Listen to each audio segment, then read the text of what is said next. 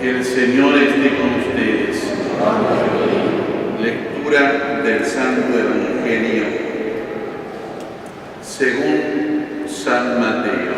Gloria a ti, Señor.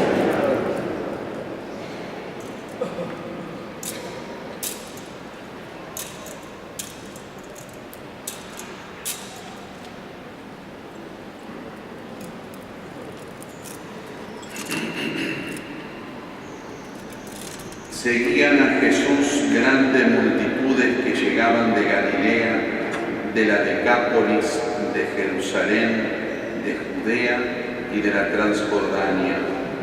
Al ver la multitud, Jesús subió a la montaña, se sentó, sus discípulos se acercaron a él. Entonces tomó la palabra y comenzó a enseñarles, diciendo: Felices los que tienen alma de pobres, porque a ellos les pertenece el reino de los cielos. Felices los afligidos, porque serán consolados. Felices los pacientes, porque recibirán la tierra en herencia. Felices los que tienen hambre y sed de justicia, porque serán saciados. Felices los misericordiosos, porque obtendrán misericordia. Felices los que tienen el corazón puro, porque verán a Dios. Felices los que trabajan por la paz, porque serán llamados hijos de Dios. Felices los que son perseguidos por practicar la justicia, porque a ellos les pertenece el reino de los cielos. Felices ustedes cuando sean insultados y perseguidos y cuando se los calumnien en toda forma a causa de mí. Alégrense y regocíjense entonces, porque ustedes tendrán una gran recompensa en el cielo. De la misma manera persiguieron a los profetas que los precedieron. Palabra del Señor. Gloria a ti, Señor Jesús.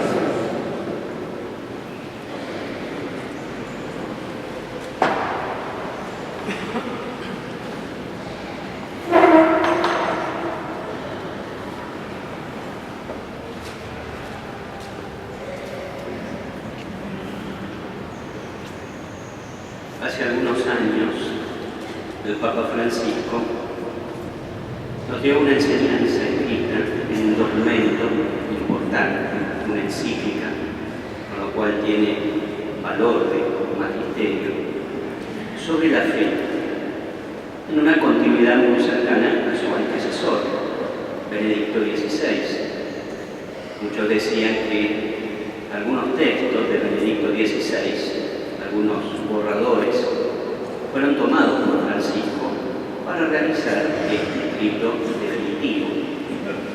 El texto quería iluminar y enseñarnos sobre la fe.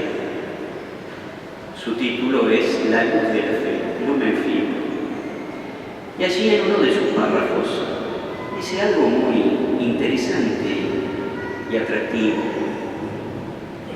Dice así, así está escrito: para entender y conocer lo que es la fe, tenemos que poner la mirada en la vida de hombres y mujeres creyentes, en la vida y su trayecto, su historia. Es realmente novedoso esto, porque generalmente uno piensa que si tiene que conocer y saber qué es la fe, tendría que irse a estudiar al catecismo o leer y estudiar teología. Pero aquí el Papa nos invita a hacer algo muy sencillo, que es poner la mirada y aprender de hombres y mujeres que viven la fe en plenitud. Es decir, mirando como otros viven la fe, nosotros terminamos entendiendo y comprendiendo y sabiendo lo que es la fe. Y es cierto entonces que donde tenemos que poner la mirada es en los santos. Hay muchos hombres y mujeres creyentes que nos enseñan lo que es la fe, que tienen que ver con nuestra vida personal, desde nuestras abuelas, familiares, algún sacerdote que nos hemos encontrado a lo largo de la vida, catequistas o simplemente vecinos o amigos que viven su fe en su familia y en su vida cotidiana. Pero es cierto que son los santos los que nos atraen entonces en esta perspectiva para que poniendo la mirada en ellos, recorriendo su historia de vida, nosotros, fíjense, terminemos fortaleciendo, conociendo aún más y aprendiendo lo que es la fe. Por eso, en este día que la Iglesia celebra la fiesta de todos los santos, celebra con alegría la multitud de hombres y mujeres creyentes que a lo largo de la historia, se fueron haciendo cada vez más semejantes a Cristo. ¿Por qué eso es la santidad? Ser semejantes a Jesús. Y así bastaría recorrer el grupo de los santos que son más conocidos entre nosotros y quizá aquellos que les tenemos particular devoción. Pero por nombrar simplemente algunos, poner la mirada en la vida, por ejemplo, de Santa Teresita de Lisieux, o San Francisco de Asís, o tantos otros santos que a lo largo de la historia nos dejaron su enseñanza y su vida. Y para no quedarnos quizá en que la santidad era un tema de tiempos pasados, pongamos la mirada en tantos hombres y mujeres que últimamente se están canonizando y que la Iglesia nos dice que son santos. Matrimonios, laicos, sacerdotes, religiosos, papas, como San Juan Pablo II y Juan XXIII, y religiosas como Teresa de Calcuta. Fíjense la cantidad de testimonios que tenemos nosotros para que recorriendo la vida de los santos, hombres y mujeres creyentes, nosotros entendamos y comprendamos aún más qué es la fe y así poder vivirla imitándolos en su deseo de ser semejantes a Jesús. Pero es cierto que la fiesta de todos los santos no es simplemente una invitación a contemplar sus vidas para crecer nosotros en la fe, es lo primero. Pero también es importante que surja en nosotros la conciencia y el deseo de ser santos. Y esto no es un sueño imposible. Fijémonos en la primera lectura que hemos escuchado. El Apocalipsis, en una imagen profética del final de los tiempos, lo presenta casi como un ejército, a una multitud de hombres y mujeres vestidos de blanco, con palmas en sus manos, que se presentan delante del trono del Cordero de Dios. Hombres y mujeres de blanco, símbolo de la pureza y la santidad, y con palmas en las manos, que es símbolo del triunfo de Dios sobre el mal, como a Jesús, que lo recibieron con palmas en las manos cuando entró en Jerusalén, gesto que repetimos cada domingo de Ramos, con la convicción que allí, en Él, está el triunfo sobre el pecado y el mal. Sí, a nosotros también se nos espera en los tiempos finales a ser parte de este gran ejército, de este gran número de hombres y mujeres que vestidos de blanco y con palmas en las manos nos podremos presentar adelante del trono de Dios, habiendo triunfado sobre el mal y el pecado y presentando nuestras vidas llenas de amor. Esta es nuestra vocación, ser santos. Y hay un lugar que está reservado para nosotros en el fin de los tiempos. Pero entonces, si tenemos la seguridad que podemos y debemos ser santos, ¿cómo alcanzamos la santidad? Y también aquí muy interesante descubrir lo que nos enseña la segunda lectura. Allí el apóstol Juan nos recuerda ante todo que la vida cristiana es fundamentalmente tomar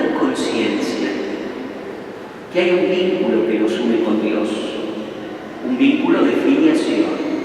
Somos hijos de Dios. Por lo tanto, el apóstol lo que espera y pide para los cristianos de los comienzos, y por lo tanto para todos nosotros también, es que ese vínculo de amor con Dios, ser hijos de Dios, nos vaya haciendo cada vez más semejantes a Él, pero por la fuerza de ese vínculo de amor.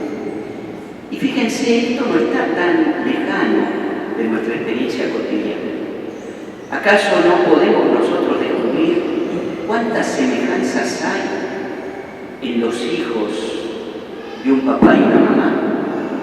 ¿Acaso no podemos encontrar en este niño, en esta niña, o cuando son más adultos, gestos, actitudes y estilos semejantes a su papá o a su mamá?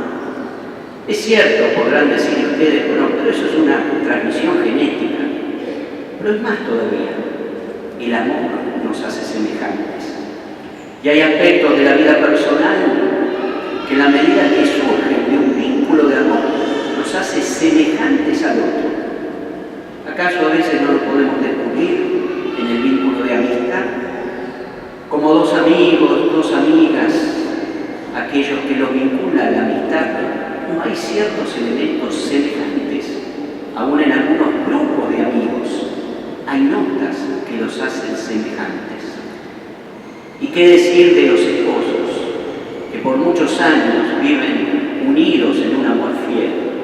No nos hemos encontrado matrimonios ancianos, donde hasta uno podría decir, qué parecidos que son. Y es así, el amor nos hace semejantes.